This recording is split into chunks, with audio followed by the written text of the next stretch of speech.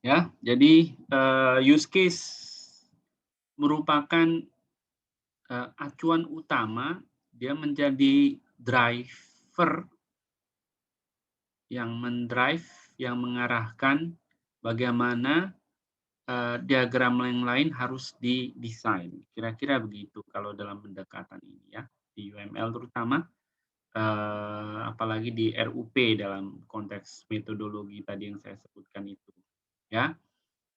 Jadi penting, dipahami filosofinya yang mau disampaikan ini. Oke. Nah, eee, kita akan langsung masuk ke, use case-nya sendiri. Tujuan dari use case itu apa? Tadi sudah sempat saya sampaikan. Pemodelan use case, itu ditujukan untuk memodelkan basic needs dari si aktor. Nah, ada kata-kata yang penting di situ, modeling basic needs of an actor. Jadi bagaimana nanti basic needs tersebut bisa dipenuhi lewat interaksinya, nyanya ini adalah aktor dengan sistem, gitu ya. Jadi apa basic needs-nya dari si aktor, bagaimana basic needs itu dipenuhi dengan cara interaksi tadi, antara si aktor dengan sistem. Kira-kira begitu, itu yang digambarkan. Nah, kita punya kata penting satu, modeling, dalam hal ini. Modeling itu artinya apa? Modeling itu kan secara prinsip dia eh, penyederhanaan dari sebuah masalah nyata ke dalam sebuah bahasa tertentu, dalam sebuah representasi tertentu, gitu ya. Representasi yang lain dengan bahasa tertentu. Nah, itu penyederhanaan. Ada unsur penyederhanaan di situ. Kita mencoba fokus pada aspek tertentu saja dari dunia nyata itu supaya masalah itu bisa lebih mudah dimengerti. Jadi kalau kita menyederhanakannya, harapannya masalahnya lebih mudah dimengerti. Sehingga nanti kalau masalah lebih mudah dimengerti, masalah itu lebih mudah diselesaikan. Kira-kira begitu.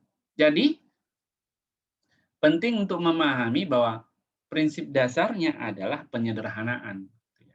Jadi kalau ada diagram use case yang ternyata lebih sulit dipandang, lebih sulit dari kenyataannya, kok rumit banget ya, gitu ya. Saya ngerti masalahnya begitu ketika dimodelkan kok jadi rumit gitu ya. Nah, itu kita perlu awas gitu ya. Jangan-jangan ada yang kurang tepat yang saya lakukan ini dalam memodelkannya gitu ya. Karena tadi yang saya bilang, yang namanya prinsip dasar dalam pemodelan ada penyederhanaan di situ. Kita menghilangkan beberapa aspek yang mungkin untuk point of interest yang kita mau modelkan tadi itu tidak relevan.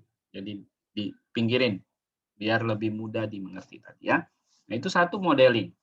Yang kedua adalah basic needs. Nah, ini perlu diingat baik-baik bahwa kita harus fokus pada basic needs, kebutuhan dasar. Kebutuhan dasar siapa di sini disebut? Aktor. Nanti kita cari tahu siapa si aktor. Ya, jadi penting kita mengingat yang dimodelkan dalam use case adalah basic needs dari si aktor, bukan fitur. Ya, saya tidak bilang functional requirement, ya, bukan fitur. Jadi kalau di dalam levelingnya itu paling atas itu ada basic needs. Nanti basic needs ini ada functional, non-functional requirement yang perlu merealisasikan basic needs itu. Kemudian ada setelah functional non-functional itu nanti bisa jadi fitur. Jadi levelnya seperti itu tingkatannya ya. Basic needs-nya di atas, functional non-functional-nya di tengah, kemudian paling bawahnya adalah fitur. Jadi yang kita modelkan dalam use case bukan fitur. Functional requirement saja bukan. Nah, setiap basic needs itu pasti jadi functional requirement. Pasti. Setiap functional requirement pasti jadi fitur. Nah, itu filosofinya. Setiap use case pasti jadi functional requirement. Setiap functional requirement pasti jadi fitur. Tapi ini tidak berlaku sebaliknya. Tidak semua fitur itu dari functional requirement. Tidak semua functional requirement adalah use case. Tidak berlaku sebaliknya. Jadi kalau dalam ilmu himpunan itu ada tanda, kalau dulu pernah belajar sistem digital barangkali juga ya, sirkuit digital itu ada tanda panah ke kanan. Nah ini tanda panahnya cuma satu ke kanan, bukan yang tanda panahnya kiri dan kanan gitu ya. Hanya satu saja, dia tidak reverse. Oke. Nanti kita belajar siapa sih aktor, siapa sih, nah apa sih use case itu, gitu ya. Persisnya apa? Baik. Nah, di setiap bahasa pemodelan, jadi ingat baik-baik, saya masih ngomong tentang filosofi ya dalam software engineering. Di setiap bahasa pemodelan biasanya ada notasi utama dan notasi utama ini biasanya tidak penting, tidak banyak maksud saya, bukan tidak penting, tidak banyak. Notasi utamanya itu harus kita pahami dengan baik. Jadi kita harus tahu apa notasi utamanya. Kalau dalam bahasa Indonesia atau bahasa Inggris itu kan juga bahasa ya, ada istilah vocabulary, kosakata. Nah, notasi itu kayak kosakata. Nah, di setiap bahasa itu ada kosakata utamanya, kosakata gitu ya. Nah, use case modeling juga punya kosakata utama atau vocabulary. Nah, kosakata utama dalam use case hanya ada dua saja. Hanya ada dua saja yang utama. Satu adalah aktor, satu lagi adalah use case. Hanya dua itu saja. Nah, ini kosakata ini harus kita pahami dengan benar supaya tidak salah. Ya. Nah, contoh bahasa yang lain, bahasa pemodelan lain. Nanti Bapak Ibu belajar use case diagram, kelas diagram misalnya gitu ya. Nah, di kelas diagram notasi utamanya cuma ada dua juga, Bapak Ibu ya. Yang perlu kita ingat dalam sebuah pemodelan kelas diagram yang kita pegang dengan kuat itu adalah kelas dan objek. Notasi utama dalam kelas diagram itu cuma dua itu toh sebenarnya, kelas dan objek. Nah, itu harus dikuasai benar-benar. Kalau DFD apa notasi utamanya? Oh, kalau DFD yang utamanya ada tiga. Ya. Pertama adalah proses, kedua adalah entity, external entity dalam hal ini. Yang ketiga adalah flow, data flow utamanya. Tiga itu toh. Nah, ER diagram, Bapak Ibu juga mungkin pernah belajar ER diagram. Apa notasi utamanya? Notasi utamanya cuma dua juga, sama seperti use case. Yang pertama adalah entity, yang kedua adalah relasi. Makanya namanya ER diagram, entity relation. Itu ya. Nah, oke, kita kembali ke use case diagram. Jadi tadi saya sudah sebutkan ada dua notasi utama di dalam use case, yaitu aktor dan use case. Apa itu aktor? Aktor adalah sebuah peran. Aktor adalah sebuah peran yang dimainkan oleh objek yang berada di luar sistem. Jadi kita bicara tentang objek di luar sistem. Semua objek yang di luar sistem itu. Kalau objeknya ada di dalam sistem, kita tidak consider dia sebagai candidate actor gitu kira-kira ya. Nah, objek sendiri sebenarnya bisa berupa end user, ya, orang berarti ya penggunanya. Tapi objek juga bisa berupa sistem lain yang berinteraksi dengan sistem ini. Nanti saya tunjukkan maksudnya nanti dalam pembuatan proyek nanti ya.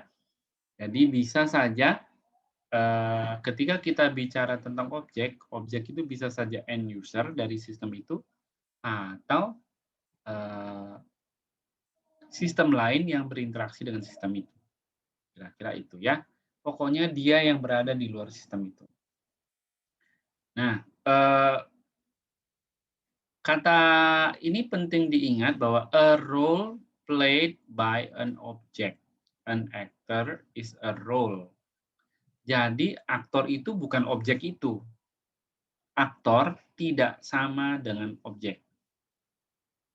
Tidak sama dengan end user-nya. Jadi jangan otomatis kalau saya punya end user misalnya ini sistem integral ya, sistem informasi akademik misalnya gitu ya. Di situ kan ada banyak end user, ada dosen gitu ya. Ada dosen, ada mahasiswa, ada tendik, misalnya gitu ya.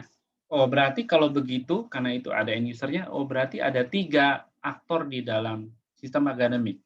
Dosen, tendik, sama mahasiswa. Oh, belum tentu gitu ya. Bukan berarti kalau dia ada end user di situ, berarti otomatis dia jadi aktor. Belum tentu ya. Kita perlu perhatikan apa role-nya dari objek tersebut. Apa role-nya, perannya dalam konteks interaksi antara si objek dengan si sistem. Gitu ya. Nah, coba kita lihat ke tadi yang sistem informasi akademik si akad, kalau di luar biasanya ngomong si akad, kalau di kita FRS online dulu namanya. Nah, tadi sudah kita bilang ada 3 end user tadi. Mahasiswa, dosen, sama tendik. Nah, tadi saya sudah bilang bukan berarti otomatis kalau dia end user berarti dia jadi aktor. Yang perlu kita lihat adalah perannya. Nah, lihat kalau mahasiswa kira-kira perannya di dalam sistem si akad itu apa? Apa aja perannya? Oh ya, di dalam si akad dia perannya ya memang sebagai mahasiswa gitu. Nggak ada peran yang lain, dia cuma perannya sebagai mahasiswa. Oke, kalau memang kebetulan nama aktor dan nama end user-nya sama, it's okay, no problem gitu ya. Yang bermasalah adalah terlalu cepat mengambil keputusan mengkonversi end user jadi aktor. Nah, itu yang kita cepat. Karena ada buktinya. Contoh yang kedua itu bahwa tidak selalu end user itu artinya pasti jadi aktor. Nah, tadi saya bilang end user-nya adalah dosen gitu ya. Nah, ternyata di si akad dosen itu punya beberapa peran. Nah, ada beberapa peran. Contohnya saya. Saya ini dosen statusnya. Sebagai end user saya ini dosen. Kelasnya adalah dosen. Nah, tapi saya punya beberapa peran di dalam si akad. Salah satu peran saya adalah dosen pengampu mata kuliah. Itu peran saya di dalam si akad. Sebagai dosen pengampu mata kuliah itu salah satu peran saya.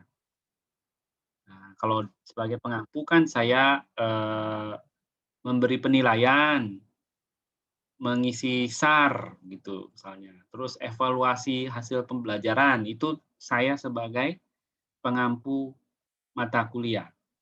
Nah, tapi saya juga punya peran yang lain, yaitu sebagai dosen wali, academic supervisor istilahnya ya, academic supervisor atau academic advisor. Nah, kalau saya sebagai dosen wali, saya akan mengevaluasi rencana studi mahasiswa, menyetujuinya kalau perlu, ngedrop mata kuliah kalau sudah lewat jadwalnya, misalnya gitu-gitu ya. Kalau di S1 ada validasi scam, misalnya gitu. Itu saya sebagai dosen wali. Nah, validasi scam itu tidak bisa saya lakukan sebagai pengampu mata kuliah, karena saya tidak punya tanggung jawab itu kalau sebagai pengampu. Ya. Jadi harus sebagai dosen wali. Nah, kemudian ada dosen lain seperti Pak Hari Ginardi, misalnya. Siapa pasti kenal Pak Hari Kinardi ya. Nah, Pak Hari sama seperti saya, dia dosen juga. Nah, dia punya peran sebagai pengampu mata kuliah kayak saya punya. Juga sebagai dosen wali, dia punya anak wali juga. Nah, tapi ada satu peran yang dia punya, tapi saya nggak punya, yaitu sebagai kadep, kepala departemen, kadep teknologi informasi, nah, gitu ya, departemen teknologi informasi. Saya nggak punya peran itu. Jadi tidak semua dosen punya peran itu. Nah, makanya di SIAKAD perannya itu bukan mahasiswa, dosen, dan tendik, tapi perannya adalah tadi mahasiswa, oke, kemudian dosen pengampu, wali akademik, dosen wali, dan juga manajemen. Manajemen itu termasuk tadi kadep tadi. Nah, manajemen tuh kadep, kaprodi, tendik itu juga manajemen masuk, ada mungkin administrasi barangkali. Sampai ke dekan gitu, wakil dekan itu semua masuk manajemen semua. Nah, itu kira-kira ya. Jadi itu yang namanya aktor. Kita harus fokus ke perannya. Nah, single object may play several roles. Ini juga perlu diingat ya. Single object may play several roles. Jadi satu objek bisa punya banyak peran seperti tadi dosen. Tapi yang perlu diingat nanti adalah sebuah objek atau seorang end user hanya bisa memainkan perannya, satu peran pada satu saat. Tidak bisa dia melakukan beberapa peran pada saat yang sama, nggak bisa. Pada satu saat hanya satu peran saja. Itu yang nanti harus diingat ya. Jadi kayak sekarang ini, saya sebagai dosen, ini peran saya sebagai pengampu sekarang. Tidak sebagai dosen wali. Saya sebagai pengampu. Oh ya, ada tulisan di atas, that interacts directly with the system. Nah, ini penting ya. Jadi kita baru boleh dalam tanda kutip consider objek itu punya peran di sistem kalau ada interaksi langsung si objek dengan si sistem. Ingat itu baik-baik. Harus ada interaksi langsung. Nah, saya kasih contoh begini. Di kelurahan, kecamatan lah, sekarang kelurahan nggak ada kayaknya. Kecamatan itu ada sistem kependudukan di Dukcapil, gitu ya. Kependudukan dan catatan sipil. Itu ada sistem informasinya, punyanya Departemen Dalam Negeri, Kementerian Dalam Negeri. Nah, di Dukcapil itu, sistem Dukcapil, itu ada beberapa end user di situ. Nah, ya. Salah satunya adalah petugas kelurahan. Itu salah satu petugasnya, mungkin staf apa namanya saya nggak tahu ya, yang biasa di front desk itu. Nah, yang di di belakang juga mungkin ada juga. Nah, biasanya saya tanya ini ke teman-teman mahasiswa yang ikut kuliah ini, biasanya saya tanya, siapa aja tuh end user-nya sistem Dukcapil. Nah, biasanya ini ada yang jawab penduduk, biasanya begitu. Ada yang bilang penduduk itu juga end user-nya. Oh, terus biasanya saya tanya, oke, kita perhatikan, apakah kamu benar-benar end user atau enggak? Sekarang tinggal dilacak, gitu ya. Benar tidak kamu end user? Nah, kapan kamu menggunakan sistem? Biasanya dia bilang, oh iya Pak, kalau saya buat KTP, itu biasanya kalau buat KTP kan mengajukan pembuatan KTP itu kan penduduk, Pak. Oh, sebentar dulu saya bilang gitu ya biasanya. Nah, gimana caramu membuat KTP melalui sistem itu? Oh ya, biasanya saya dari RT RW itu dibuat surat pengantar, nanti dibawa ke kelurahan, di kelurahan nanti dibuat pengantar lagi ke kecamatan, kira-kira gitu. Terus gimana? Oke. Nanti di kecamatan, formnya itu Pak, itu saya datang ngantri ke front desk, terus di front desk kalau ada petugasnya, terus, dia minta biasanya saya ngisi form lagi. Nah, dokumen yang tadi tadi pengantarnya saya serahkan, terus dia ngasih form, formnya itu terus saya isi, Pak, gitu. Oke, terus setelah diisi gimana? Nah, form yang diisi terus saya serahkan ke petugasnya, terus petugasnya ngapain? Biasanya dia entry ke sistem. Terus dia bilang, "Oke, tunggu 2 minggu lagi." Kira-kira begitu. Oh, oke. Berarti apakah si penduduk berinteraksi dengan sistem? Ternyata enggak, gitu ya. Untuk membuat KTP, memang dalam proses pembuatan KTP, manual prosesnya si penduduknya ikut, tapi si penduduk tidak berinteraksi langsung dengan sistem. Makanya penduduk dalam kasus Dispenduk Capil itu tadi, untuk kasus tadi ya, itu tidak termasuk end user dalam hal ini, ya. Dia baru boleh dibilang end user kalau dia berinteraksi langsung. Kalau tadi yang berinteraksinya si petugas, bukan si penduduk. Gitu kira-kira ya. Nah, itu yang harus diingat. Kemudian, actors either actively or passively participate in one or more use cases. Nah, jadi nanti ada aktor yang aktif, ada aktor yang pasif. Aktor aktif adalah aktor yang men-trigger, dia yang menginisiasi use case. Sementara aktor yang pasif adalah aktor yang dilibatkan dalam sebuah use case. Nanti kita lihat. Nah, di dalam pemodelan use case, aktor itu bisa berinteraksi, ada relasi dengan aktor yang lain. Satu-satunya relasi aktor itu adalah apa namanya, spesialisasi atau generalisasi ya. Ini salah satu-satunya jenis relasi antar aktor. Itu saya tunjukkan contohnya tadi ya. Oh, ini contohnya. Saya bisa entah di sistem yang lain atau apa barangkali saya bisa buatkan kira-kira begini. Jadi ada aktor lecturer, nah itu ada spesialisasinya. Kalau memang si lecturer itu sebuah peran sendiri, misalnya begitu ya. Misalnya ya. Nah ini. Jadi relasi antar aktor itu satu-satunya yang ada adalah spesialisasi atau generalisasi nama lainnya. Nah, kita nanti kalau memang ketika memodelkan aktor, kalau memang perlu memodelkan aktor itu apa, dengan relasi generalisasi, ya boleh digambarkan, tapi kalau tidak perlu, tidak usah ya. Sekali lagi yang perlu kita maintain adalah supaya model kita itu sesederhana mungkin. Nah, lanjut.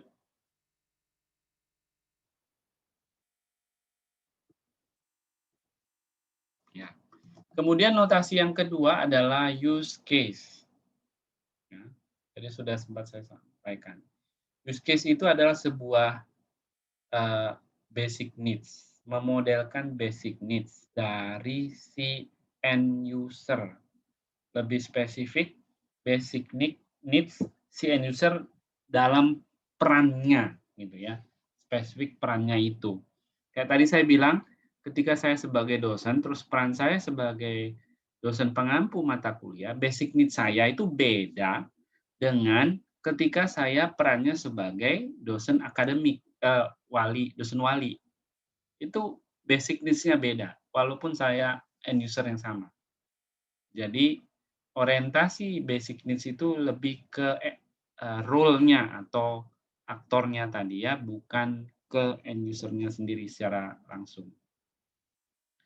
Jadi nanti dalam sebuah use case kita akan mendeskripsikan interaksi antara si aktor dan si sistem. Nah, ada yang seringkali salah dimengerti atau mungkin praktek yang kurang tepat ketika membuat use case. Ada yang memandang use case itu seperti urutan prosedur.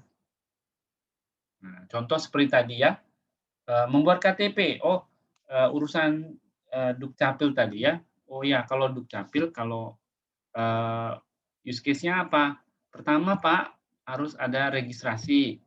Setelah registrasi bisa mengajukan pembuatan KTP, bisa mengajukan pembaruan, kemudian bisa, buat akte. Nah, ada yang begitu. Dia membuat use case seperti urutan prosedur. Nah, use case itu bukan urutan prosedur ya. Ingat-ingat, use case bukan urutan prosedur.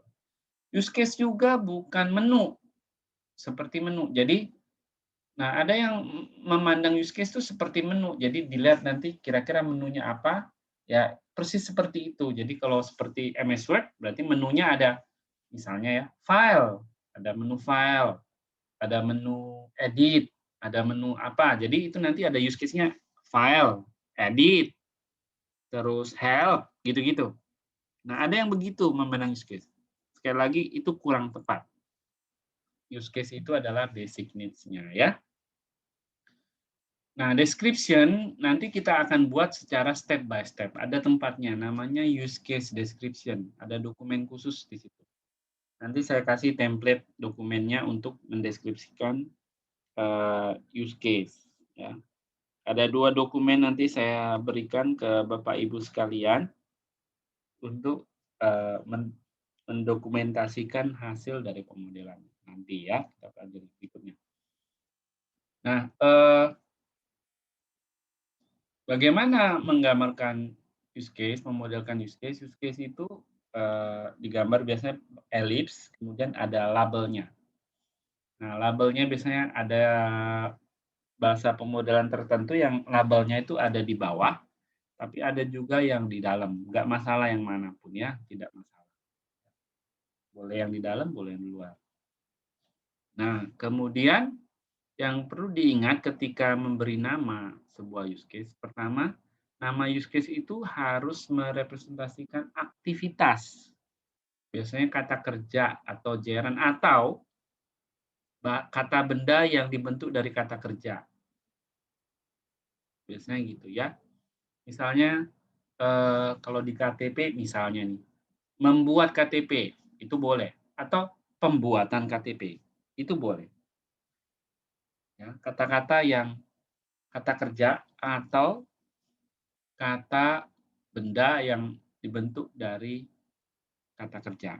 Itu boleh ya. Jadi jangan kasih, nama use case form pendaftaran, nggak tepat. Jangan tulis form pendaftaran, itu enggak. Data master, nggak ada yang buat-buat begitu tuh. Itu nama use case yang tidak tepat.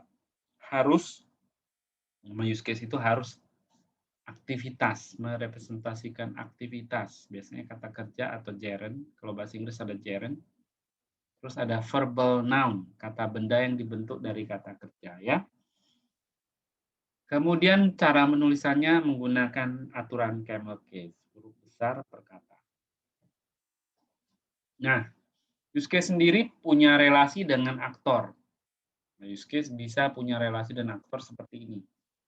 Nah, ketika merelasikan aktor dengan use case, kita representasikan dengan sebuah garis. Ya. Garis dari si aktor ke si use case atau sebaliknya. Nah, di beberapa bahasa pemodelan itu dimungkinkan kita menambahkan tanda panah gitu. Nah, panah dalam pemodelan itu merepresentasikan navigasi, arah ya, navigasinya. Seperti contoh di sini berarti visitor navigasinya ke change floor. Dia dalam hal ini menggambarkan bahwa si visitor yang men-trigger terjadinya change floor. Use case change floor itu diinisiasi pertama kali oleh si visitor. Itu artinya. Ya.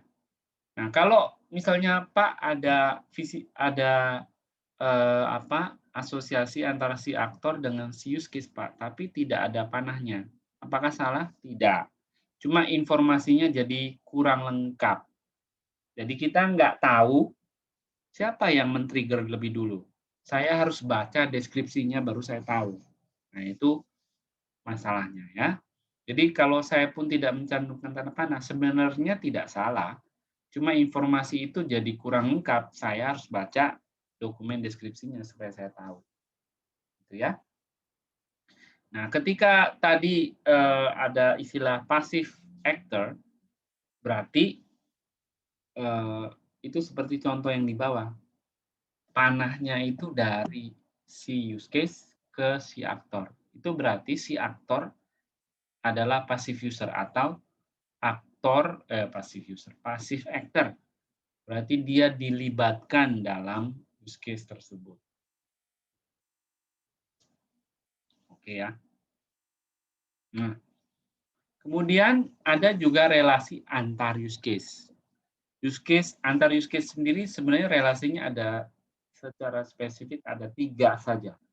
Relasi antar use case, yaitu satu include, satu extend, satu lagi spesialisasi atau generalisasi nama lainnya ya, tergantung dari sudut pandangnya. Nah, apa itu relasi include? Apa itu relasi include? Sebuah relasi include atau istilahnya include dependency dari use case A ke use case B menunjukkan bahwa use case A mengandung perilaku dari use case B. Katanya begitu, ya. Kemudian apa itu extend?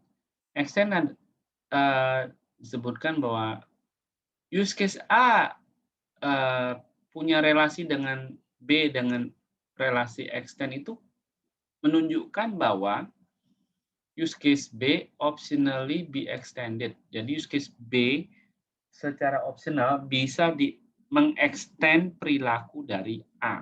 Hanya gitu ya. Nah, mungkin saya tunjukkan dengan contoh seperti ini. Nah, use case A include B itu seperti gambar di sebelah kanan. Ini perilaku dari A, ini himpunan perilaku dari A, di mana perilaku B itu adalah bagian dari perilaku A. Dia salah satu perilaku dari A. B part of A. Atau B one of steps in A. Itu disebut A include B. Ya, perhatikan bacanya mengikuti arah panah. Tadi saya bilang panah itu menunjukkan navigasinya. A include B artinya B itu ada di dalam A. Contoh di sini, change floor include request leave cage katanya. Change floor include request leave cage. Ini contoh dari sebuah sistem namanya lift, ya, sebuah lift system. Nah, kalau kita mau pindah lantai dengan menggunakan lift, yang kita lakukan adalah pertama kita tekan tombol request lift. Nanti liftnya datang, kita masuk.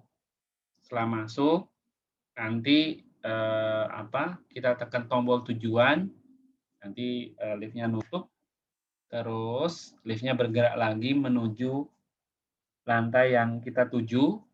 Kalau sudah sampai, liftnya terbuka, kita keluar. Nah, itu langkah-langkah untuk change floor. Nah, perhatikan bahwa tadi waktu saya bilang langkah-langkah dalam change floor, salah satu langkahnya adalah request lift cage. Tadi yang saya bilang, pertama saya klik request lift.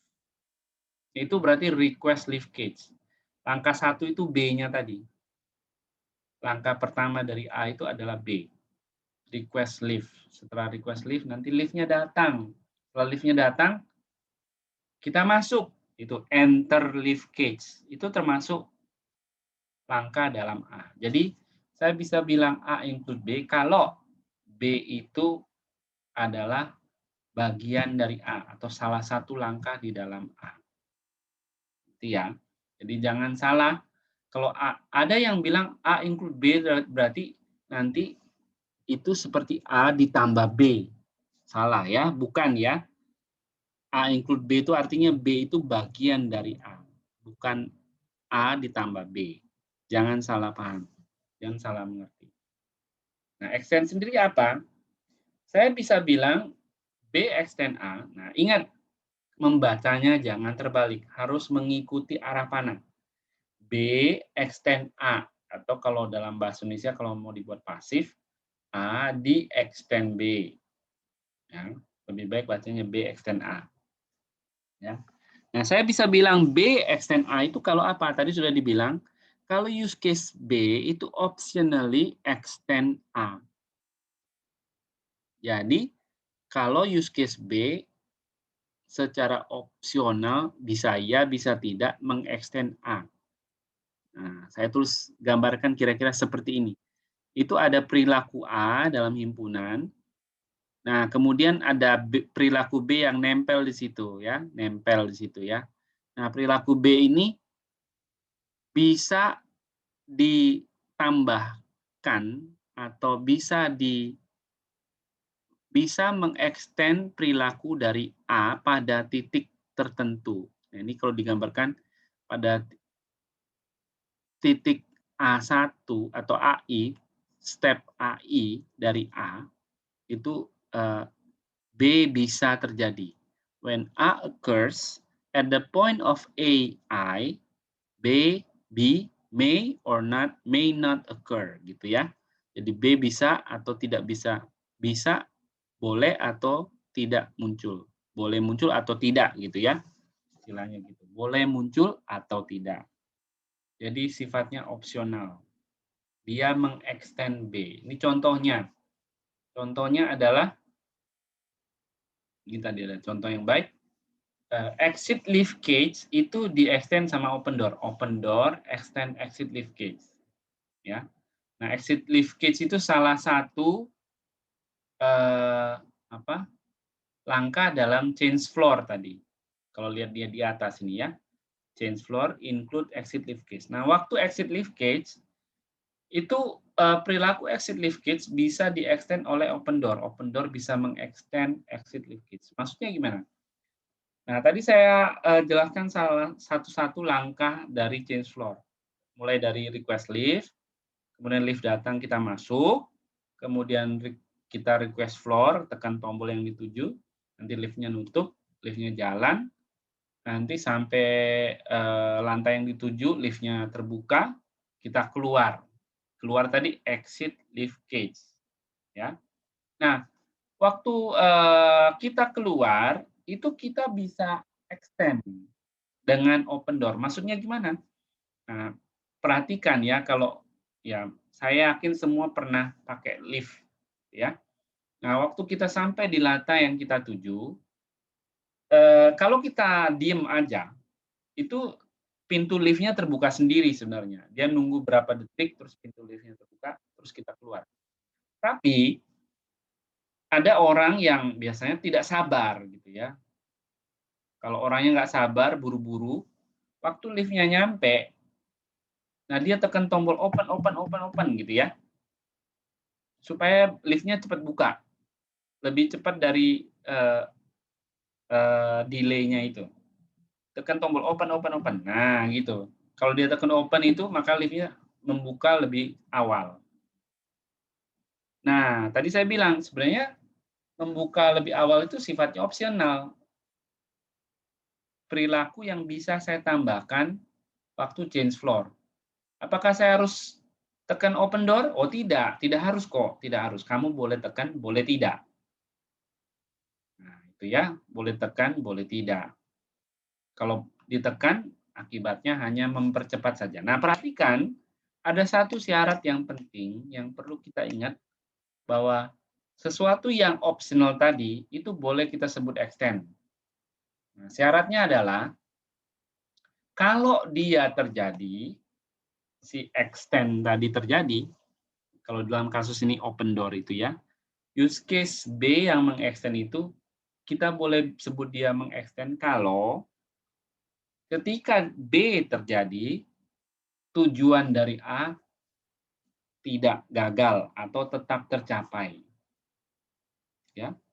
Nah, jadi kita baru boleh bilang open door itu benar extend exit lift cage kalau pada saat open door terjadi, ya, event open door-nya terjadi, beneran di-extend, dia tidak menggagalkan exit lift cage. Itu syaratnya baru disebut extend. Kalau ternyata open door menyebabkan kita nggak exit lift cage, itu artinya bukan extend. Itu maksudnya. Ya. Nah, di contoh ini, open door itu tidak menggagalkan kita keluar dari lift. Tetap tercapai tujuan kita keluar dari lift. Ya kan? Waktu saya tekan tombol open door, ya saya tetap bisa keluar lift. Malah lebih cepat. Kira-kira itu. Nah, apa contoh use case yang kayaknya mengextend use case yang lain, tapi sebenarnya dia bukan extend karena dia menggagalkan use case yang dia extend. Misalnya ini, sama kayak change floor ini. Misalnya saya bilang ada use case penuh, ya. Mungkin Bapak Ibu pernah tahu, pernah mengalami gitu ya. Lagi nunggu lift, saya sudah request lift. Saya tekan request lift, terus saya tunggu. Ini kebetulan lagi padat di gedung itu, ada acara barangkali ya. Terus saya nunggu, pas saya nunggu, liftnya nyampe. Ting, biasanya bunyi gitu ya. Nah, oke. Bunyi, terus liftnya terbuka. Srek, gitu ya. Terus saya masuk. Setelah saya masuk, liftnya mau nutup, itu nggak nutup dia, tapi bunyi gitu ya. Bunyi begitu. Pas dia mau nutup. Bunyi apa itu? Itu penanda kalau liftnya penuh kan. Nah, liftnya penuh. Itu kan sifatnya opsional ya. Lift penuh, kejadian lift penuh itu sifatnya opsional. Tidak selalu terjadi, bisa terjadi, bisa tidak. Nah, apakah lift penuh itu extension dari pindah lantai, change floor?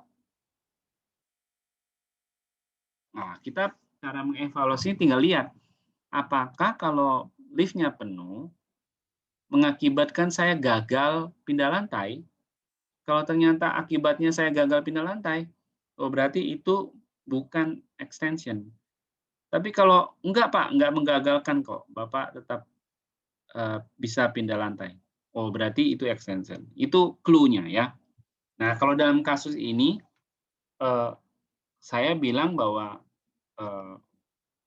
lift penuh itu bukan extension dia, ya bukan extension. Kenapa? Kalau lift penuh, berarti saya nggak berhasil pindah lantai. Ada yang mungkin bilang, oh jadi kok Pak, Bapak nanti keluar, Bapak tekan tombol lagi request lift. Oh itu namanya use case saya ulangi berarti. Saya mulai lagi use case tadi. Nah kalau saya mulai lagi, namanya itu use case baru. Ya, berarti yang pertama tadi sudah gagal. Paham ya? Jadi use case saya yang pertama tadi, waktu saya trigger pertama, itu sudah gagal. Saya men-trigger use case baru. Makanya, lift penuh itu termasuk bukan termasuk extension. Mungkin ada yang berargumentasi, enggak Pak, saya tuh sering Pak, kalau saya request lift, terus masuk, terus penuh, bunyi, gitu. Tapi saya tetap berhasil pindah lantai Pak. Oh, saya tanya, kenapa kamu kok bisa tetap pindah lantai? Apa kamu keluar terus tekan lift request? Oh enggak Pak, saya enggak keluar. Saya enggak keluar Pak, saya pura-pura enggak tahu aja, gitu ya. Saya pura-pura enggak tahu sampai ada yang keluar sendiri. Gara-gara mungkin males, gedek kali ya. Lihat, waduh orang ini enggak tahu diri, terus udahlah saya keluar aja gitu. Wah itu namanya orangnya enggak tahu diri kalau begitu. Jadi lift tidak didesain seperti itu mestinya, ya.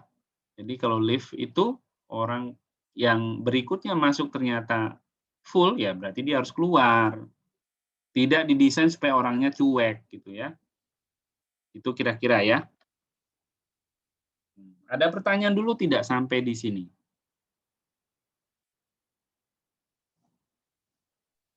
juga, Pak. Pak Daniel, saya mau bertanya. Monggo. Apakah aktor terbatas manusia saja? Kalau misal aktornya sistem gitu yang mengakses sistem lain lewat API gitu misalnya, Pak. Kira-kira apakah digambarkan juga ke dalam use case? Ya, Terima kasih, baik. Pak. Terima kasih. Tadi di awal saya sudah bicarakan soal itu ya. Tadi saya bilang objek di luar sistem. Jadi aktor adalah peran yang dimainkan oleh objek di luar sistem. Nah, saya bilang objeknya itu bisa end user, orang dalam hal ini, bisa sistem lain di luar sistem itu. Jadi jawabannya, oh ya, bisa. Aktor itu tidak selalu peran dari si end user, bisa juga peran dari sistem lain. Ya, peran dari sistem lain. Bisa. Ya, monggo, ada lagi?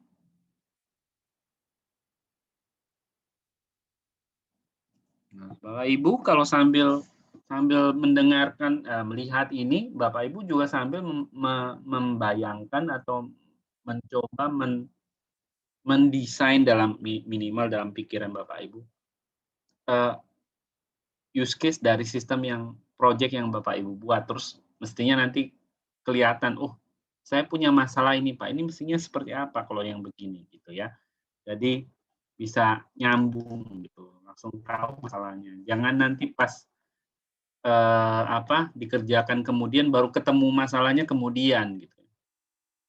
Sudah kelasnya selesai, saya nggak ada, baru muncul masalahnya karena baru mau dipikirin. Nah, itu pendekatan yang kurang tepat. Mestinya Bapak Ibu sambil kerjakan ya. Oke. Ada lagi?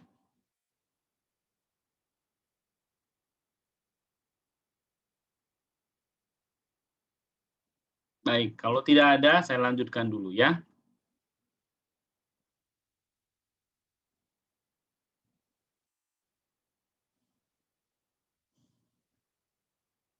Nah, oh ya. Tadi jadi apa Pak kalau yang tadi ada event atau kejadian atau aktivitas yang menyebabkan yang sifatnya opsional tapi bukan extend. Nah, itu namanya exception. Kejadian opsional yang mengakibatkan main use case, base use case-nya itu gagal, itu disebut dengan exception. Jadi kejadian full, lift yang full itu termasuk exception dari change floor. Exception lain dari change floor adalah listrik padam, itu exception dari change floor.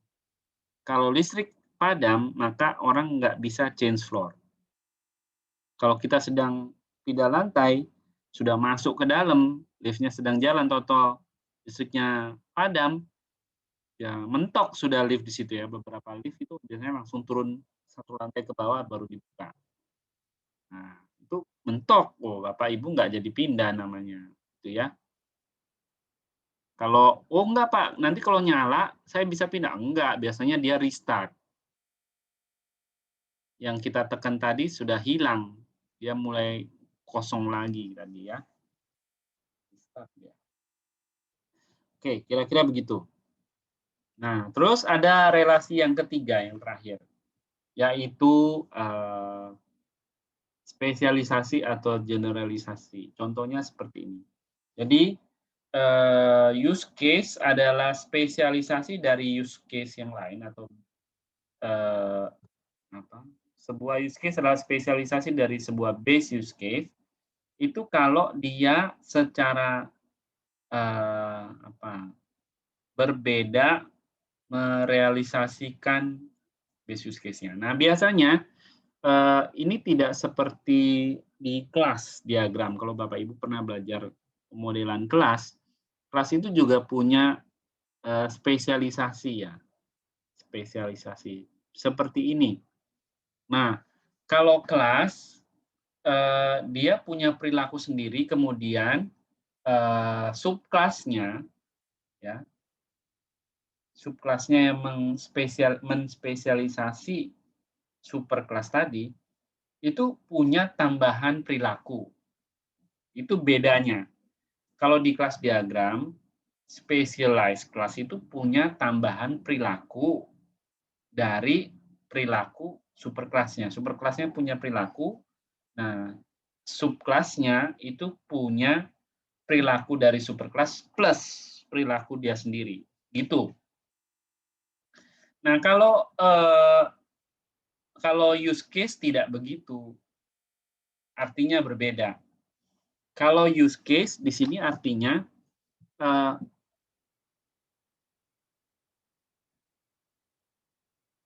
pay itu punya dua alternatif. Bisa pay by cash, bisa pay with check. Jadi ini tidak ada detailnya pay ini.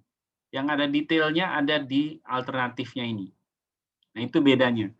Kalau di kelas kan detail dari super kelasnya ada. Kalau di sini super use case-nya ini, base use case-nya tidak punya detail, tidak punya rincian, nggak punya perilaku. Perilakunya semua didefinisikan di specialized class. Jadi, kalau di pemodelan use case tidak mungkin spesialisasi itu hanya punya satu specialized use case. Jadi ini yang pay terus pay cash. Pay with check-nya nggak ada, cuma dia sendirian aja. Itu nggak mungkin. Minimal harus 2 kalau di use case ya. Itu ya. Jadi namanya spesialisasi artinya kalau di use case specialized class ini adalah alternatif dari salah satu alternatif dari superkelasnya. Superkelasnya ini tidak punya detail deskripsinya, yang punya adalah specialized-nya ini. Jadi minimal kalau ada relasi specialized, itu minimal specialized use case-nya harus ada 2. Minimal 2. Ingat-ingat ya.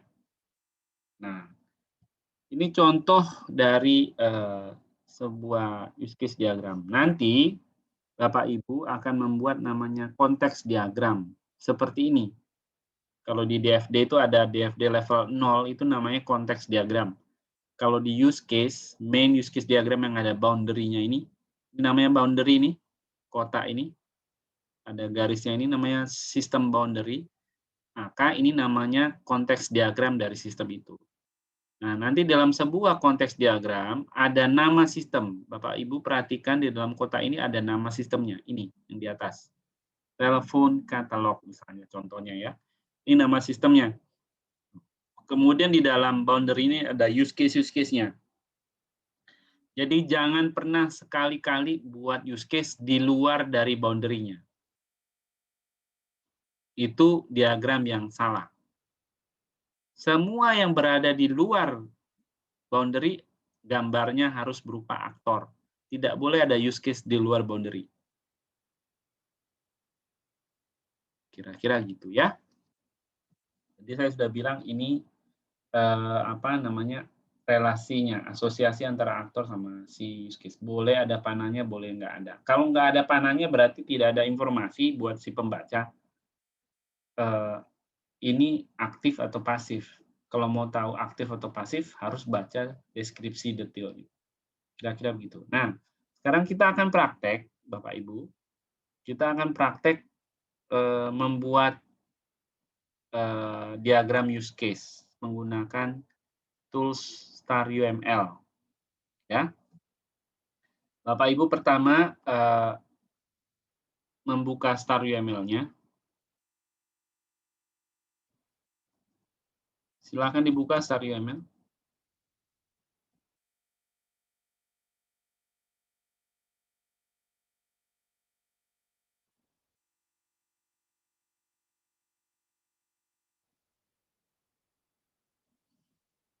Ya, nanti muncul seperti ini. Ya, silakan dibuka Bapak Ibu. Muncul seperti ini tampilannya. Yang di tengah ini namanya worksheet, lembar kerja. Sebelah kanan namanya model explorer, di mana kita bisa browse, create, model di sini. Berbagai macam model UML, termasuk yang DFD juga. Di sebelah kiri ada working diagrams. Working diagrams adalah diagram model tadi yang kanan ini, yang sedang kita buka. Jadi di sini bisa muncul lebih dari satu. Kemudian di bawahnya ada toolbox. Toolbox ini apa? Toolbox ini adalah notasi-notasi yang bisa kita pakai untuk membantu kita memodelkan diagram yang dimaksud. Kalau ini kelas diagram, berarti nanti ini toolbox-nya berisi notasi kelas diagram. Kira-kira begitu. Kalau dia use case, ya berarti notasinya use case. Kemudian di sebelah kanan bawah ada tulisan editors. Ya, editors ini tempat kita bisa mengedit elemen tertentu. Kalau yang kita klik adalah model atau project, maka yang di sini munculnya adalah atribut dari si model atau project itu. Nah, itu kita bisa editnya di sini. Langsung praktek saja. Misalnya saya mau membangun sistem namanya sistem lift. Sistem lift. Kalau Bapak Ibu sudah diskusikan minggu lalu proyek apa yang mau dikerjakan kelompoknya. Nah, itu silakan digunakan ya. Misalnya saya ini bicara tentang sistem lift. Misalnya, nanti saya kasih contoh yang lain. Sistem lift. Maka saya perlu buat di sini klik untitled yang warna merah ini masih untitled, nama proyeknya masih belum disebut. Saya tulis proyeknya. Sistem lift. Ini baru nama proyeknya ya. Nah, kemudian di bawahnya itu ada tulisan model warna oranye. Nah, model ini merepresentasikan sistem, Bapak Ibu ya. Sistem ini. Nah, kalau di proyek itu ada satu sistem, saya punya satu model seperti ini. Tapi kalau saya punya 2 atau 3 sistem, berarti di sini saya punya lebih dari satu. Misalnya ya, saya buka proyek yang lain. Contoh saja. Nah, ini proyek lain yang terdiri dari lebih dari satu sistem. Misalnya, saya pakai contoh misalnya Gojek, misalnya gitu ya. Gojek misalnya, Bapak Ibu ya. Go Ride. Nama proyeknya Go Ride, misalnya nih. Oh, saya ganti di sini Go Ride.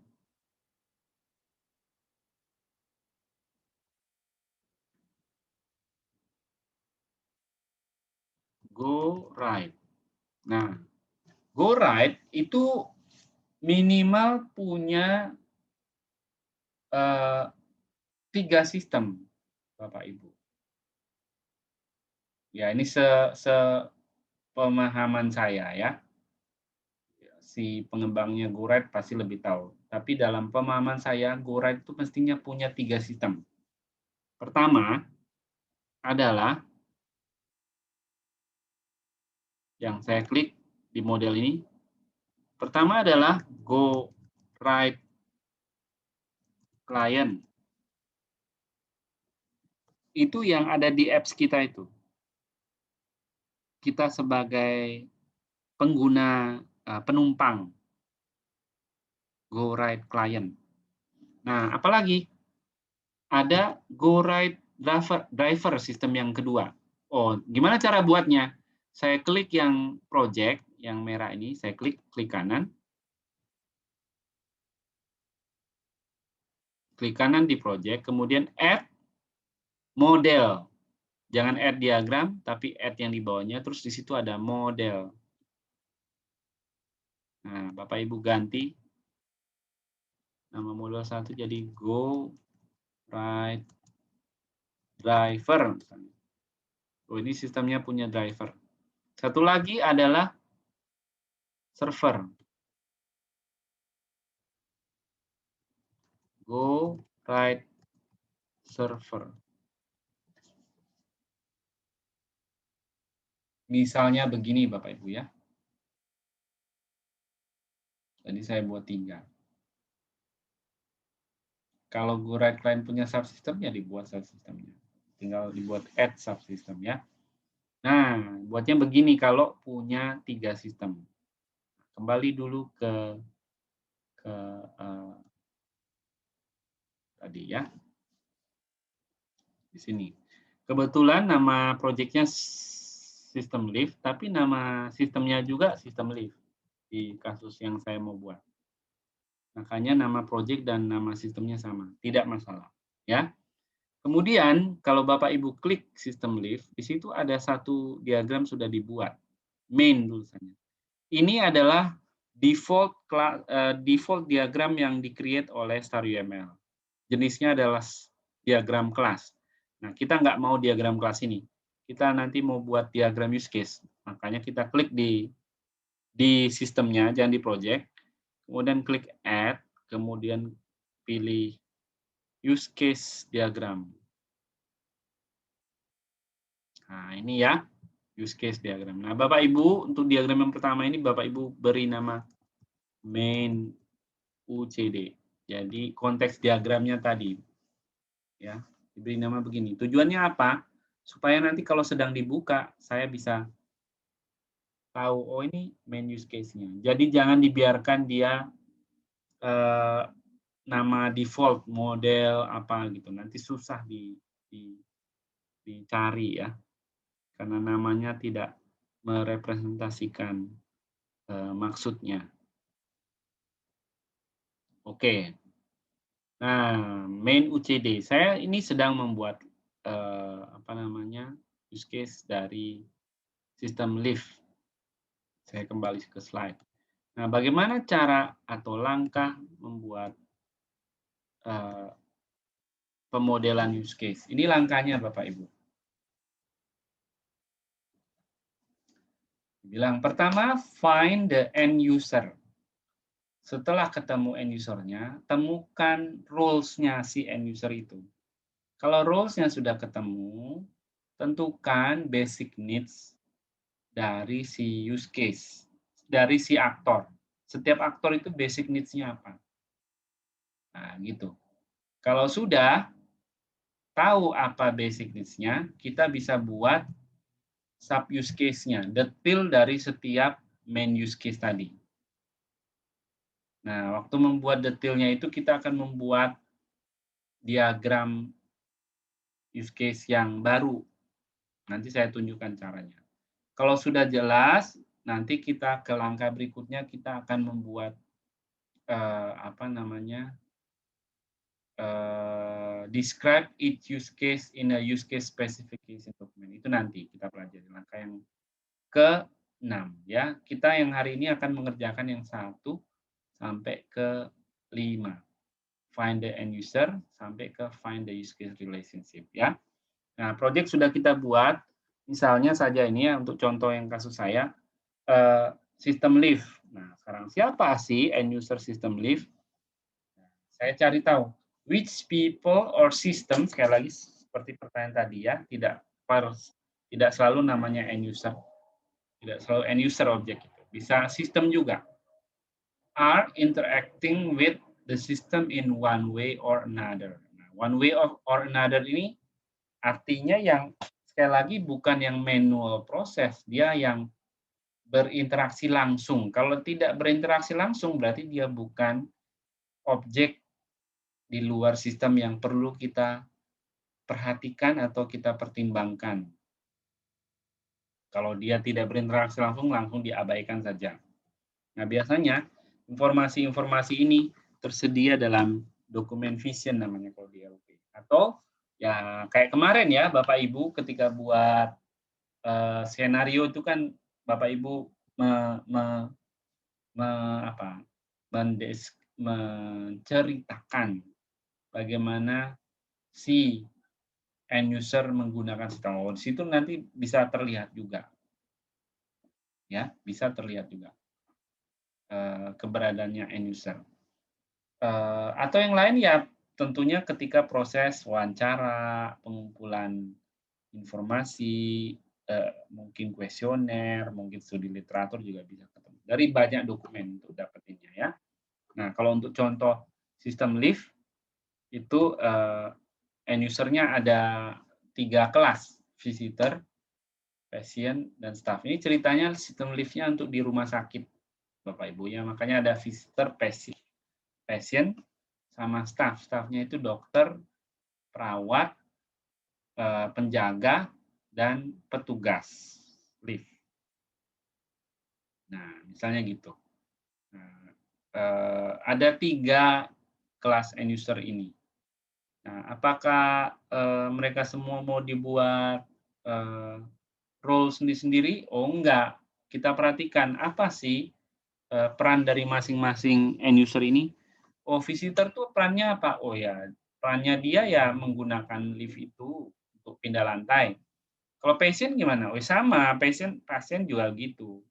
Pasien tuh kalau mau pindah lantai pakai lift. Kalau staff yang lain apa? Pakai lift buat apa? Perannya sebagai apa? Ya pengguna liftnya itu langsung ya untuk pindah lantai. Oh, oke. Ternyata mereka punya peran yang sama. Ya, mereka punya peran yang sama. Nah, langkah berikutnya kan find the actors. Apa perannya dia dari aktor-aktor itu? Ternyata ya sama kok. Mereka ya orang yang mau pindah lantai ceritanya gitu. Oh, akhirnya ditetapkan. Oh, berarti aktornya namanya person di sini. Misalnya gitu ya. Oke, sekarang karena saya sudah tahu aktornya, saya buat di diagram saya tadi. Di sini.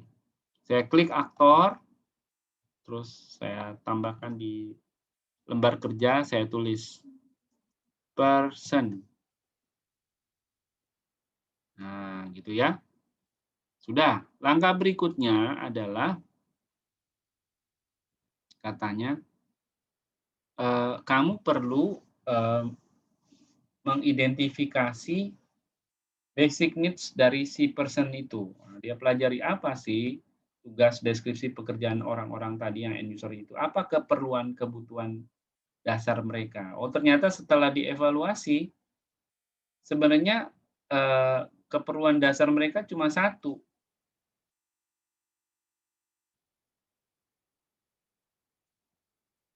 Semua end user itu yang punya peran person itu cuma punya satu basic needs terhadap list system, yaitu pindah lantai. Itu aja, nggak ada lagi. Mungkin ada yang bilang, oh enggak Pak, saya punya adik kecil atau mungkin anak saya itu pengguna lift juga, tapi dia nggak pindah lantai itu Pak. Dia kalau ke gedung apapun yang ada lift, dia suka banget gitu ke lift, terus dia pencet-pencet lantai ini, tapi ya nggak pindah lantainya. Nanti naik turun dia nggak pindah lantai, nanti kembali ke tempat dia tadi lantai. Oh, itu namanya bukan basic needs ya. Lift itu tidak didesain buat anak itu main, tidak untuk itu ya. Yakinlah kalau anak Bapak Ibu ada yang begitu, terus ada penjaganya pasti anaknya kena marah. Artinya apa? Lift itu kan tidak didesain buat anak-anak main lift maksudnya. Ya lift itu digunakan untuk pindah lantai ya. Jadi cuma ada satu basic needs dari si person ini, ya change floor. Mungkin ada yang bilang, Pak, kok cuma satu sih? Kok gimana gitu ya? Kok sepi banget gitu? Bisa nggak kita tambahin? Nah, ini malah langkah yang salah. Ya, kalau memang use case basic needs-nya cuma satu, ya sudah satu. Jangan ditambahin, ya. Jangan ditambah-tambah malah jadi salah nanti ya. Itu ya. Tapi kalau main use case-nya atau basic-nya ada 10, ya tulis 10-10-nya Bapak Ibu ya. Jangan dikurangi Bapak Ibu. Wah enggak ah, nanti biar kerjanya enggak banyak saya buat cuma satu aja. Tidak boleh.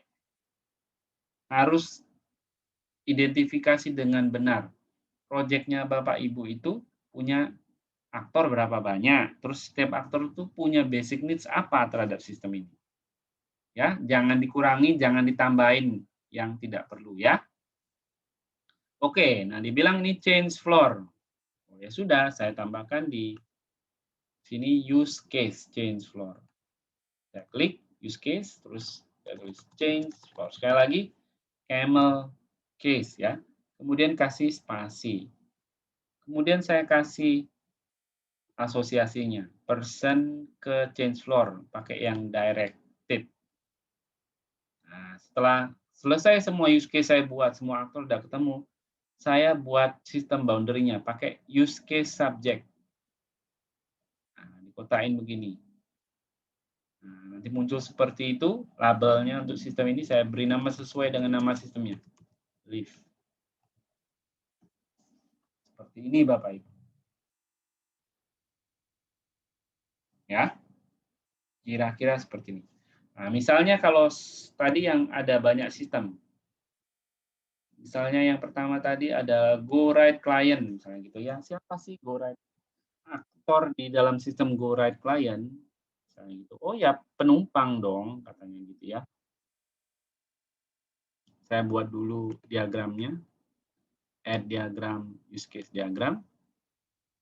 Kemudian ada penumpang. Ada driver dong. Oh, tunggu dulu. Apakah driver berinteraksi dengan Google Ride klienmu, dengan HP-mu? Oh, enggak. Enggak ada dia interaksi ya. Dia pakai apps-nya dia sendiri yang Go Ride Driver itu. Dia enggak berinteraksi dengan HP-nya Bapak Ibu kan? Jadi yang berinteraksi si penumpang ini saja dengan yang klien apps itu. Nah, apa use case-nya? Misalnya nih ya, misal, pesan Gojek misalnya gitu ya. Misalnya penumpangnya pesan Gojek untuk pesan. Itu saja saya cuma atau oh bukan pesan Pak ngomongnya, tapi dia punya basic needs pindah lokasi misalnya gitu seperti change floor tadi ya. Gora itu satu-satunya yang mau saya lakukan adalah pindah lokasi Pak. Oh oke. Nah ada aktor lain Pak. Siapa? Oh dalam konteks ini apps saya itu sebenarnya berinteraksi dengan sistem lain, Pak. Apa sistemnya? Yaitu Go, Write, Server, Pak. Kan dia berinteraksi nih, 3 sistem ini ya. Jadi app saya itu berinteraksi dengan Go, Write, Server. Terus saya buat direction-nya, penumpang, pindah lokasi, basic needs-nya, nanti dia melibatkan Go, Write. Misalnya begini ya. Sudah ada lagi? Kalau ada, gambarkan. Kalau enggak, misalnya ya, saya buat boundary-nya. Nah, saya beri nama Go, Write, Client. Seperti ini Bapak Ibu. Oh, kalau yang di ini gimana? Yang di driver. Saya tambahkan diagram use case. Di sini ada driver. Kemudian apa use case-nya?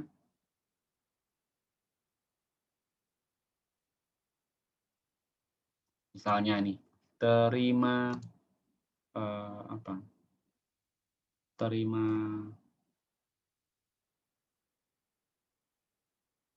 order misalnya gitu ya.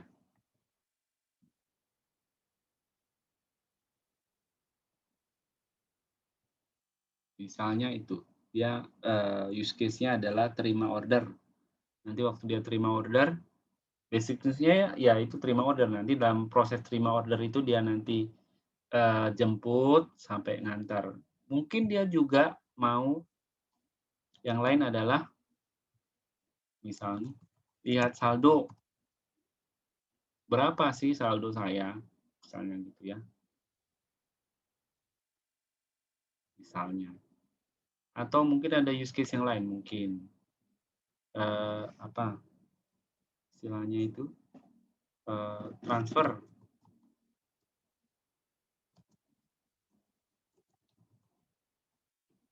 misalnya atau tarik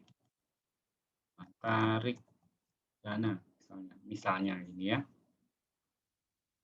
Ya ini nanti perlu dilihat lagi. Nah, siapa berinteraksi dengan apa dia? Ya sama kayak tadi Pak, apps-nya driver itu berinteraksi dengan Go, Write, Server.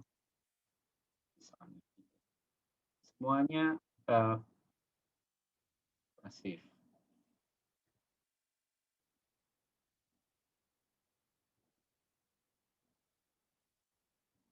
Nah, terus gimana use case-nya GoWrite Server? Saya buat diagram use case. Oh ya, tadi belum ininya ya. GoWrite Driver.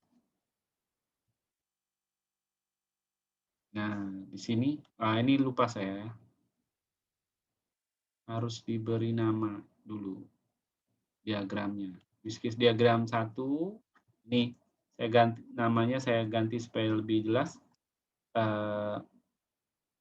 Sesuai dengan namanya, GoWrite Client Main UCD.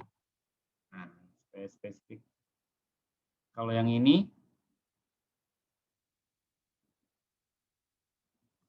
GoWrite Driver Main UCD. Terus kalau yang terakhir tadi, ini GoWrite Server Main UCD. Nah, ini masih kosong. Aktornya siapa? Aktornya tadi ada 2. 1, GoWrite Client. Satu lagi, GoWrite Driver. Seperti yang tadi Bapak tanya ya. Ya ini kan pakai API saja Pak sebenarnya dia. Iya, it's okay. Apa use case dari API-nya? Tinggal disebutkan di sini. Ini diberi nama GoWrite Server. Apa use case di sini? Dari si aktor, mungkin dari si server, misalnya begini.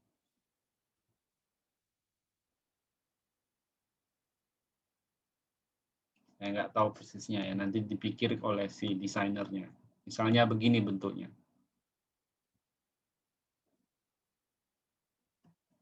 Nah, ini contoh saja ya Bapak Ibu. Ini contoh yang project lebih dari satu sistem.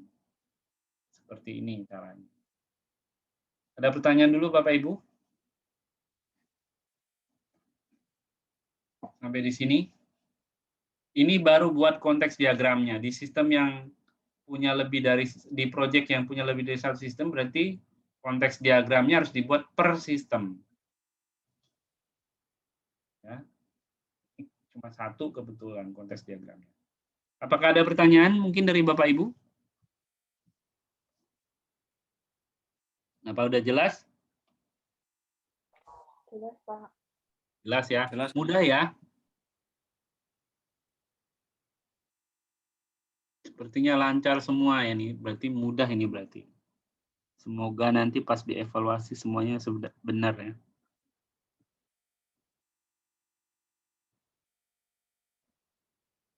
Ya, baik. Nah, terakhir ini bagian terakhirnya Bapak Ibu.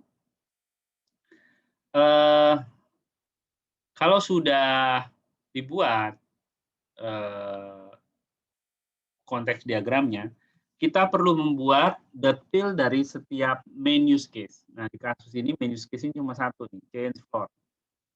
Nah, kalau Bapak Ibu punya 5, berarti saya perlu membuat 5 detail main use case. 5 maksimal. Maksimal membuat 5. Berarti kalau ada 5 main use case di sini. Itu ya Bapak Ibu ya. Kalau ada 5, maksimal membuat 5. Saya bilang maksimal kenapa? Nanti ada alasannya ya. Saya sebutkan nanti. Misalnya ini change floor. Nah, apa detail change floor, cara membuatnya? Saya klik lagi di sistemnya, yang oranye itu. Saya klik add use case diagram lagi. Nanti dibuat di sini nama yang baru. Saya kasih nama sesuai dengan nama dari main use case yang mau dibuat detailnya. Tadi kan namanya change floor, ya. Change floor UCD saya beri nama begitu. Change floor use case diagram. Kosong. Nah, yang pertama kali perlu ditarik ke diagram ini adalah change floor itu sendiri, use case change floor. Saya tidak create baru, saya harus tarik dari sebelah kanan, dari model Explorer. Ingat Bapak Ibu ya, jangan dibuat yang baru. Bapak Ibu tarik dari sebelah kanan, seperti ini. Nah, kemudian saya buat detailnya. Misalnya saya sudah tahu bahwa change floor itu include, setelah saya analisis detailnya kira-kira apa ya, saya tahu oh, ternyata change floor itu include-nya ada arrive at floor. Nah, ini include relasinya. Oke, saya kasih include.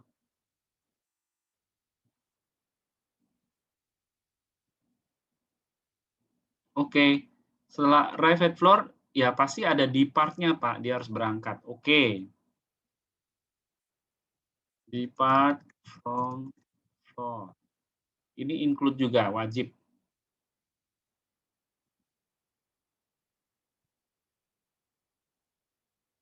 Nah, misalnya begini ya. Kemudian, tadi Pak, kalau, sorry, salah ini. Delete from model. Include, salah pencet. Tadi Pak, waktu saya arrive at floor, sampai lift-nya sampai di tempat, itu nanti kan lift-nya terbuka, terus saya masuk. Nah, bisa saja waktu saya arrive at floor itu ada yang dari dalam tadi, ada yang cepat-cepat maksa pengen buka pintunya gitu ya. Waktu arrive at floor. Oh, berarti oke, bisa kejadiannya. Ada yang door, open door. Nah, gini ya. Jadi saya maksa cepat-cepat buka pintu gitu ya. Open door. Open door itu apa? Ya, dia mengextend arrive at floor, Pak. Yang dia tadi tekan tombol open supaya pintunya cepat buka. Yang neken itu dari dalam, bukan dari kita yang ini ya. Kalau di platform floor, oh ada Pak. Misalnya tadi saya pengen cepat-cepat setelah saya masuk, terus liftnya mau bergerak, itu tiba-tiba ada yang lari dari luar, pintunya sudah mau nutup, ada yang mau lari dari luar itu pengen, tolong tolong saya mau masuk, buka buka gitu ya. Nah itu juga bisa nih.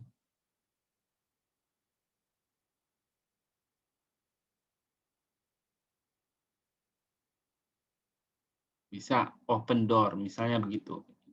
Open door bisa juga extend pas di sini, misalnya gitu ya. Kalau memang dimodelkan seperti itu. Nah, kalau yang saya, sorry, tidak seperti ini ya, sorry. Ini mestinya malah di sini. Open door to extend depart from floor, dia tetap bisa depart dengan cara open door. Yang di sini, di atas ini malah mestinya yang close door. Cepat-cepat nutup pintunya. Pintunya masih membuka, dia malah nyuruh cepat-cepat tutup. Nah, ini ya. Terus ada satu lagi yang di sini waktu mau depart kayak kayak open door, dia ada namanya obstruct door.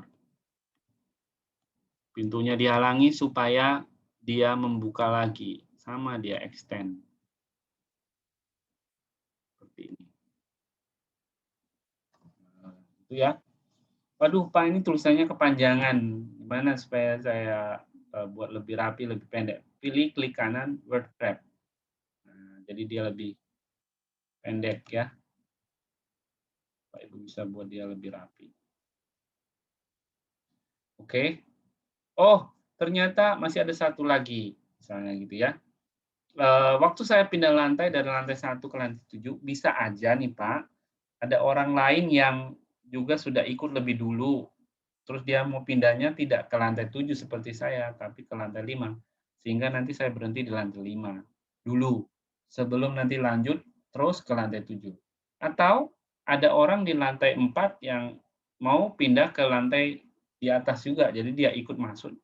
Sehingga lift saya berhenti di lantai 4 dulu, baru nanti lanjut ke 5, baru ke 7. Oh, itu namanya apa?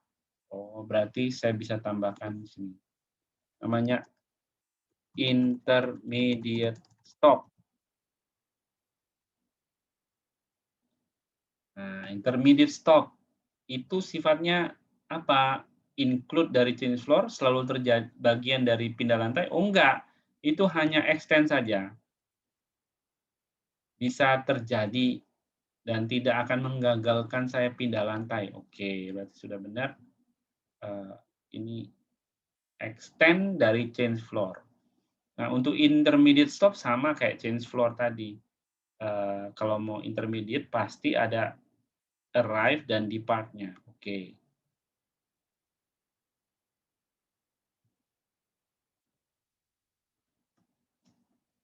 Misalnya begitu. Sudah selesai change floor? Sudah. Kerjaannya selesai. Ada pertanyaan Bapak Ibu? Sampai di sini?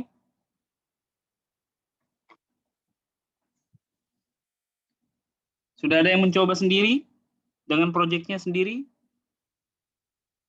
Ingat sekali lagi ya, kalau main use case-nya ada 4, berarti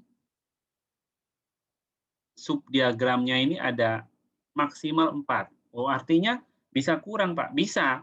Kalau ternyata main use case-nya itu tidak perlu detail seperti ini, hanya cuma 1.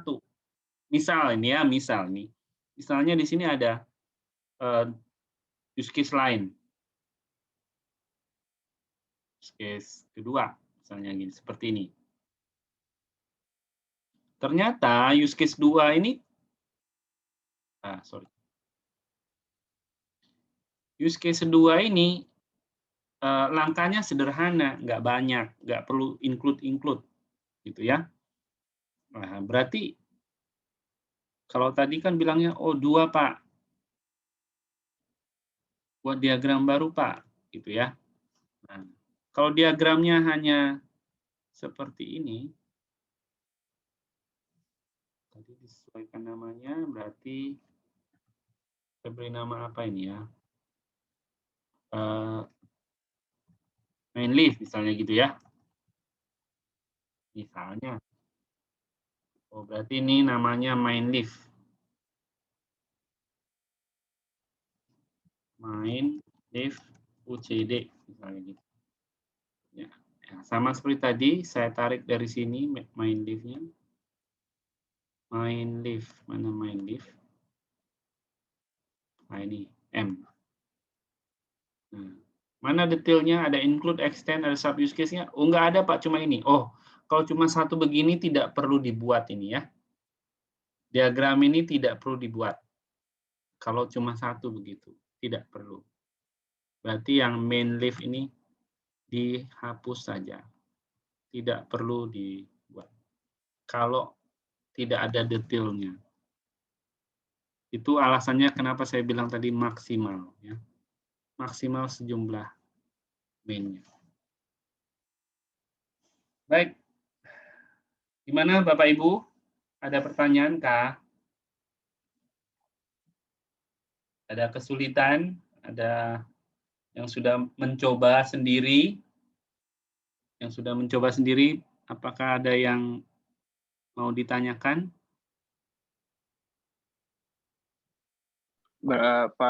Pak Daniel, mau nanya Pak Ya, Daniel.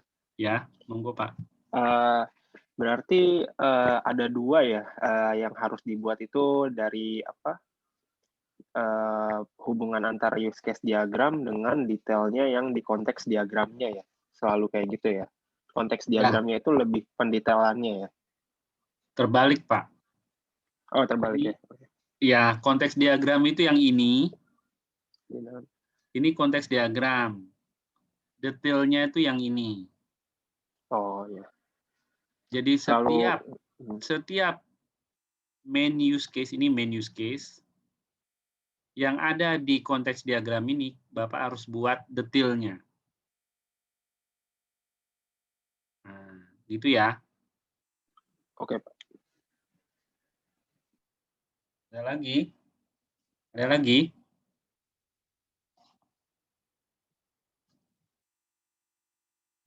Biasanya ini program Star UML ini buat project kayak apa ya, Pak?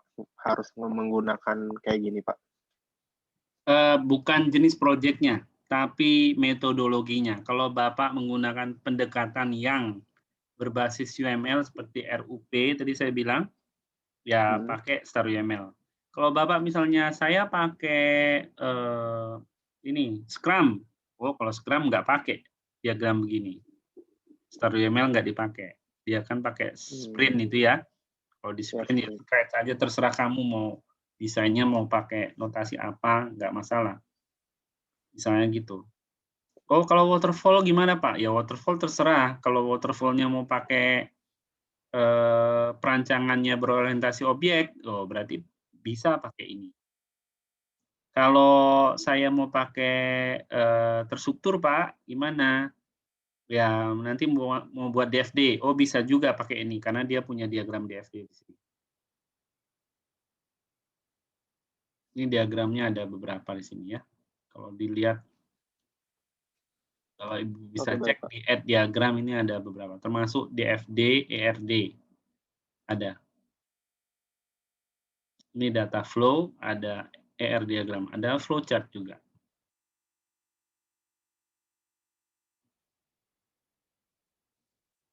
Ada lagi?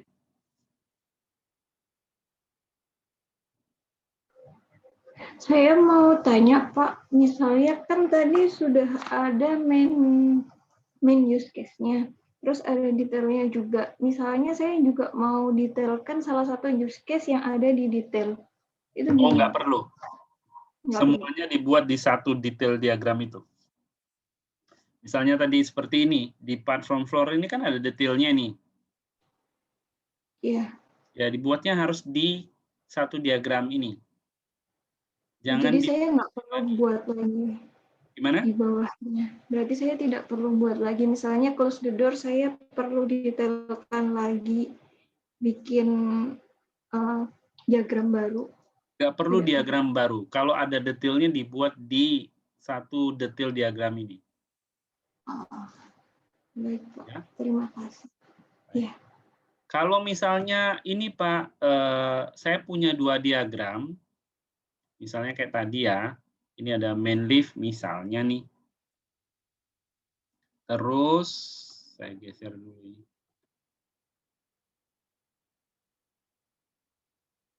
Nah, main lift ini, main lift UCD. Nah, saya tarik dulu main lift-nya. Ternyata main lift ini juga ada melibatkan intermediate stop misalnya. Intermediate stop itu kan bagian dari change floor. Tapi di main lift ini juga ada melibatkan intermediate stop, Pak. Nah, Bapak Ibu jangan create baru di sini intermediate stop, salah. Ya. Jangan buat intermediate stop baru di sini. Jangan. Intermediate stop-nya harus ditarik dari sebelah kanan, dari sini. Nah, boleh seperti ini. Misalnya nih, oh kalau yang di sini relasinya main lift cage itu include, misalnya seperti ini ya, ini misal saja. Ya, kalau memang sub use case-nya sama, tapi digunakan di beberapa main use case, Bapak Ibu reuse saja, gunakan ulang dari sebelah kanan. Jangan di-create use case yang sama. Ya. Misalnya gitu ya. Nah, Pak, berarti yang include-nya tadi, kan di sini ada include nih. Intermediate stop itu include depart, include arrive. Apa perlu saya gambarkan juga di sini? Nggak perlu. Nggak perlu, Bapak Ibu. Ini sudah tergambar di sini nanti. Tidak perlu ya. Jangan khawatir. Karena di dalam pemodelan use case itu kita menghindari redundansi. Dia sifatnya modular, jadi bisa dipakai ulang. Deskripsinya bisa dipakai. Nanti saya tunjukkan bagaimana cara pendeskripsiannya di minggu depan. Ada pertanyaan lagi?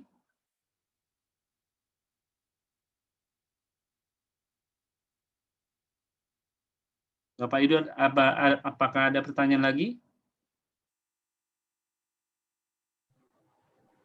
Belum ada, Pak. Belum ada. Baik.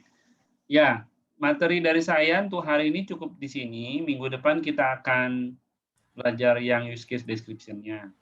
Jadi, walaupun minggu depan deadline-nya Powtoon, saya tetap meminta nanti saya tambahkan assignment nanti di classroom, ITS Classroom itu assignment satu lagi, satu untuk pengumpulan Powtoon-nya, URL Powtoon, satu lagi untuk URL, satu lagi untuk pengumpulan project desainnya ini. Jadi nanti saya minta Bapak Ibu membuat project desain seperti ini untuk proyeknya Bapak Ibu. Itu nanti harus dikumpulkan minggu depan. Ya, minggu depan. Artinya kalau itu kelas Z, artinya itu kan hari Sabtu ya. Saya akan buat deadline-nya Sabtu jam 12.00 nanti untuk kelas Z. Kalau untuk kelas D, berarti ya hari Senin jam 24.00. Jadi tugasnya minggu ini yang harus selesai ada 2 Bapak Ibu. Satu yang Powtoon itu, ya nanti saya letakkan assignment-nya di classroom. Satu lagi yaitu project design. Jadi yang Bapak Ibu kumpulkan adalah file project yang Bapak Ibu buat di Star UML ini untuk project yang Bapak Ibu propose. Paham Bapak Ibu ya? Paham, Pak. Ya, tidak perlu dikumpulkan pribadi, kumpulnya per kelompok ya. Jadi mohon didiskusikan dengan teman sekelompoknya bagaimana desain kita. Kemudian nanti dikumpulkan sebagai kelompok. Nanti saya buat grupnya di ini. Sepertinya sudah saya buat kalau nggak salah. Di classroom ya. Ada pertanyaan lagi? Cukup. Baik, kalau sudah cukup, saya pikir saya bisa akhiri kelas kita.